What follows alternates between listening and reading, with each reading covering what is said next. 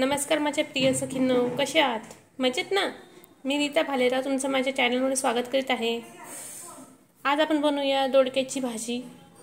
हे दोडके मी आधी त्याच्यावरची साल काढून अशा बारीक फोडींमध्ये कापून घेतले आहे. मुगाची डाळ आहे तीही मी स्वच्छ धुवून घेतली आहे. चला आता आपण आपल्या रेसिपीला सुरुवात करूया.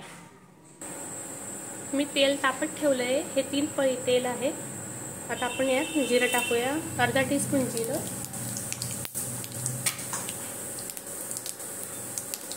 आपले दोडके यांना आपण थोडं पलटून घेऊया आधी.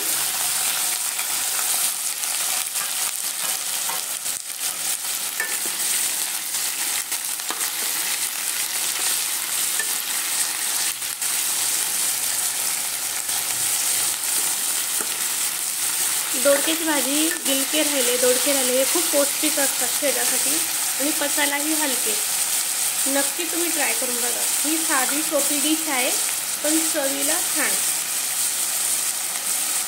अर्धा टीस्पून लसणाचं पेस्ट, तेही परतून घेऊया आपण.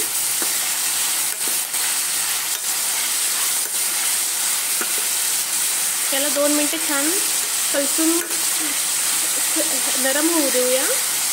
मग आपले मसाले आपण ॲड करूया.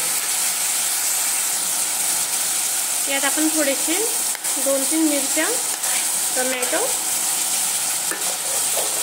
हेही छान कलसून घेऊ. टमाट्यामुळे पाणी सुटलं की आपली दोडकी ही लवकर नरम होतात.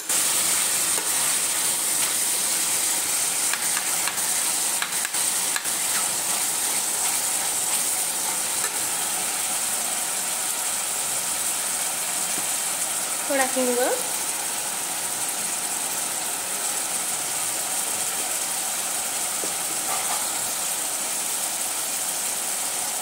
चटणी पावडर 2 चमचे, हे लहान चमचे घेतले आहे मी. त्याचप्रमाणे 1 चमचा धने पावडर, थोडासा गरम मसाला, हळद, हे आपण छान मिक्स करून घेऊया जेणेकरून आपले मसाले हे छान करपले जातील, कच्चे राहणार नाही.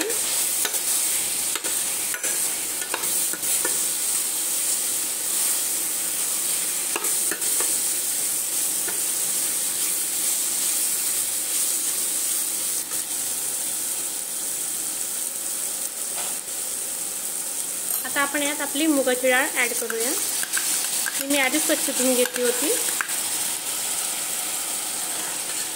मुगाची डाळ ही पचायला हलकी असते, त्यामुळे जास्तीत जास्त जर मुगाच्या डाळीचा वापर केला ना तर आपल्याला जास्त काही बाधा होत नाही. गॅसची, इतर काही पोटाच्या विकाराची.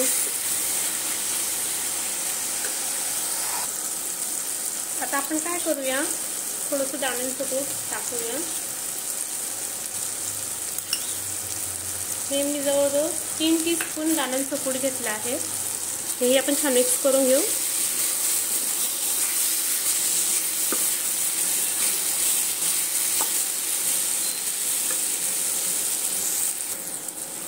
आता थोडं पाणी घालूया भाजी शिजवण्यासाठी.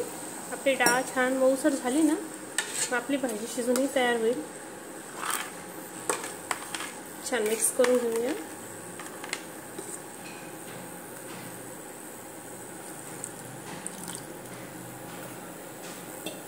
आता मंद आचेवर आपली भाजी छान आपण शिजू देऊया.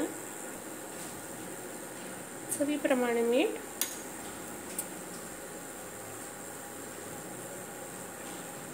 थोडी अशी कोथिंबीर. तर आपण मंद आचेवर 10 ते 15 मिनिटं आपली भाजी शिजू देऊया. मुगाची डाळ ही लगेच शिजून तयार होते.